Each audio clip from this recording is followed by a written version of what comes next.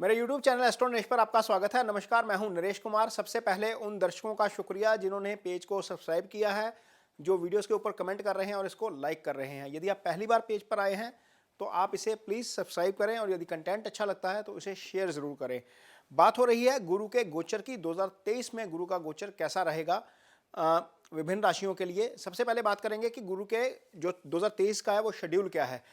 गुरु 22 अप्रैल को जो है वो मेष राशि में गोचर करना शुरू करेंगे। अभी फिलहाल वो मीन राशि में गोचर कर रहे हैं। गुरु का गोचर 22 अप्रैल को होगा, लेकिन इससे पहले 31 मार्च को गुरु अस्त हो जाएंगे और 30 अप्रैल को उदय होंगे। यानी कि गुरु का जो गोचर हो रहा है वो अस्त अवस्था में हो रहा है और गोचर होने के 8 दिन बाद यानी कि 30 अप्रैल को वो उदय होंगे। इस बीच 4 सितंबर को गुरु जो है वो वक्री हो जाएंगे और 31 दिसंबर को मार्गी होंगे। यानी कि टोटल यदि हम मिलाकर चलें तो 1 मई से लेकर मई, जून, जुलाई और अगस्त 4 महीने गुरु जो है वो राहु के साथ मेष राशि में प्रभावी तरीके से काम करेंगे। उसके बाद वक्री हो जाएंगे। उसका रिजल्ट जिनकी कुंडलियों में गुरु वक्री है उस हिसाब से देखने को मिलेगा, क्योंकि वक्री गुरु जब वक्री अवस्था में आता है, कुंडली में वक्री हो, तो उसके अनएक्सपेक्टेड रिजल्ट्स देखने को मिलते हैं। तो गुरु जो होते हैं वो इसलिए उनका गोचर अहम है क्योंकि गुरु कुंडली में 12 में से 9 घरों को डोमिनेट करते हैं। क्योंकि गुरु दूसरे और 5वें, 9वें और 11वें 4 घरों के कारक ग्रह होते हैं। दूसरा घर आपका धन स्थान है, दूसरा घर आपका बैंक बैलेंस है, दूसरा घर आपका कुटुंब स्थान है। पंचम भाव संतान का भाव है, गुरु इस भाव के कारक हैं। पंचम भाव से इजी गेन्स आते हैं। पंचम भाव आपका स्टेट ऑफ माइंड है। पंचम भाव आपकी हायर स्टडी है, गुरु इस भाव के भी कारक हैं। 9वां स्थान जो होता है वो कुंडली में अध्यात्म का भाव होता है, इसे भाग्य स्थान कहते हैं, गुरु इस भाव के भी कारक हैं। 11वां भाव कुंडली में वृद्धि का भाव है, आय का भाव है, गुरु यहाँ के भी कारक हैं। यानी कि 4 भावों का गुरु के पास जो है वो गुरु कारक है। 4 भावों के 3 जो हैं गुरु की दृष्टियां होती हैं। 2 कुंडली में 2 घर जो होते हैं वो गुरु के स्वामित्व वाले घर होते हैं। जहां पर आपकी धनु और मीन राशि होती है वो गुरु के भाव होते हैं आपकी कुंडली में। ये डिपेंड करता है कि आपकी कुंडली कौन से लगन की है। तो लिहाजा 12 में से 9 घर सीधे सीधे 75% वाला मामला है, यहां पर गुरु डोमिनेट करते हैं और इसीलिए ये ट्रांजिट जो है वो बहुत अहम है।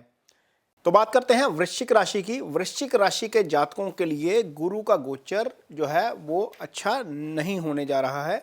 उसका कारण यह है कि गुरु यहां से 6ठे भाव में गोचर करेंगे और 6ठे भाव का गोचर अच्छा नहीं होता। गुरु का गोचर 6ठे भाव में नहीं होना चाहिए। वृश्चिक राशि के लिए गुरु जो है वो दूसरे भाव के स्वामी हैं। दूसरा भाव धन भाव होता है। गुरु जो है वो पंचम भाव के स्वामी हैं और जो पंचम भाव है वो आपकी स्टडी का भाव है, सुत भाव है। यानी कि गुरु का जब गोचर चल रहा है और यदि आपकी कुंडली में गुरु की महादशा चल रही है तो इन 2 भावों के फल जो गुरु ने करने थे उनकी वो हानि कर जाएंगे इस गोचर के दौरान। तो यहाँ पर क्या कितनी हानि होगी, इसका क्या फायदा होगा, क्योंकि गुरु की दृष्टि हमेशा शुभ रहती है। हालांकि गोचर जो है वो थोड़ा सा अच्छा नहीं है, 6ठे का गोचर, लेकिन इसके बावजूद गुरु की दृष्टि शुभ है और गुरु की एक दृष्टि अपनी ही राशि पर जाएगी, इसलिए एक राशि के फलों में कमी हो जाएगी। यानी कि धनु राशि जहां पर है आपकी कुंडली में वृश्चिक राशि के जातकों के लिए, वहां पर जो है ये कमी नहीं होगी। धन भाव को प्रभावित ज़्यादा नहीं होगा। धन भाव जो है वो ज़्यादा प्रभावित नहीं होगा क्योंकि वो गुरु की दृष्टि में आ जाएगा।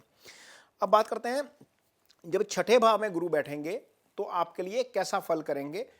6ठे भाव से गुरु की पंचम दृष्टि जाएगी आपके कर्म स्थान के ऊपर। जो कर्म है, जैसे कहा गया है कि गुरु की दृष्टि अच्छी होती है, जो कर्म है वो कर्म आपका प्रोफेशन है, आपकी जॉब है, आपकी नौकरी है, आपकी सर्विस है, आपका फ्रीलांस काम है, आपका कारोबार है, या आप कोई एक्सपोर्ट का काम करते हैं, किसी के साथ पार्टनरशिप में काम करते हैं, वो है, वो 10वां भाव है सारा आपका।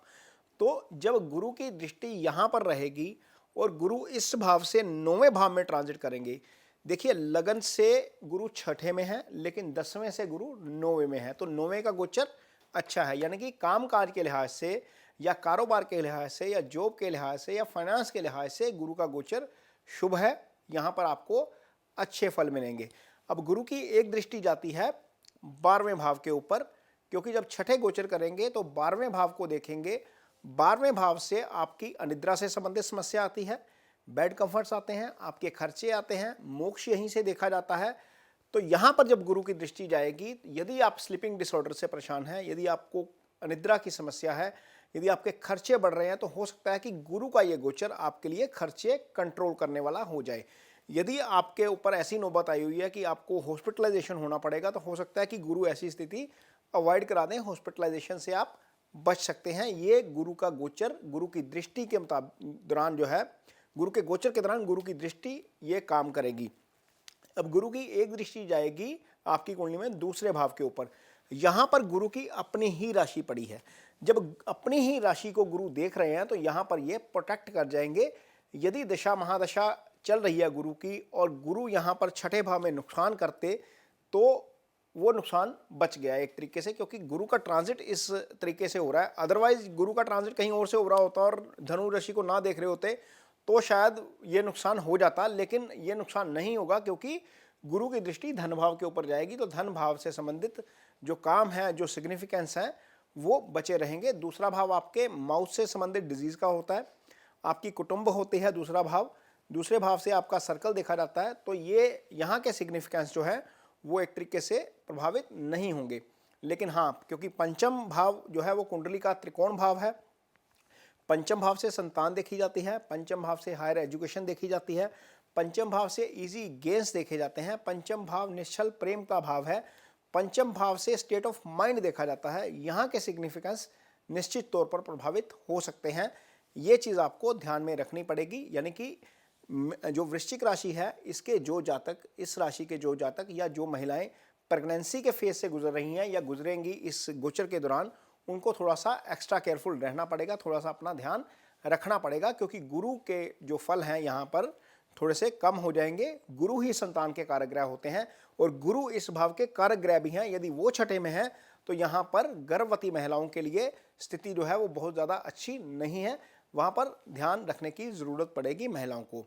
ये कार्यक्रम आपको कैसा लगा, इस पर कमेंट बॉक्स में अपनी राय मुझे ज़रूर दीजिए। यदि यह वीडियो अच्छा लगता है तो इसे शेयर ज़रूर करिए। इसके साथ ही मुझे दीजिए इजाज़त। नमस्कार।